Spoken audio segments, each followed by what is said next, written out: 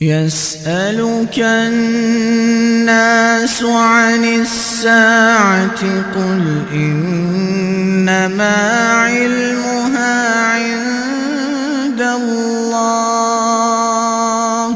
وما يدريك لعل الساعة تكون قريبا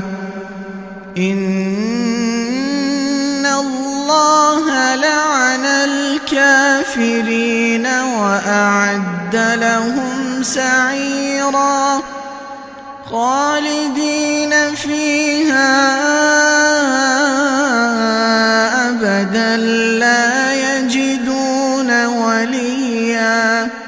لا يجدون وليا ولا نصيرا يوم تقلب وجوههم في النار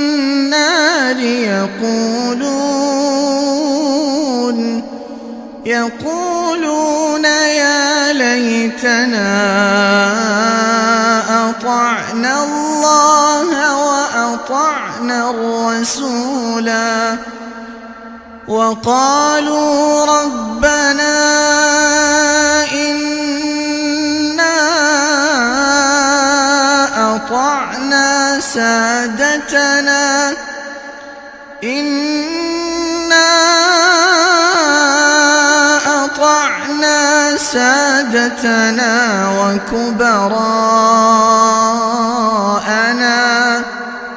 وكبراءنا فأضلونا السبيلا ربنا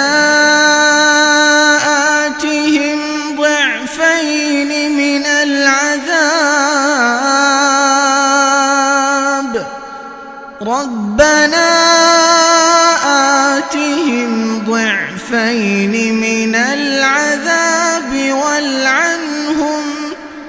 والعنهم لعنا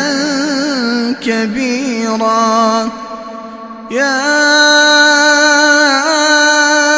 أيها الذين آمنوا لا تكونوا كالذين آذوا موسى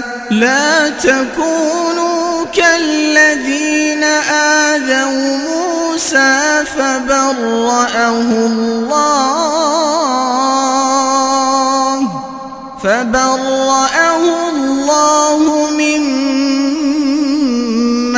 قالوا وكان عند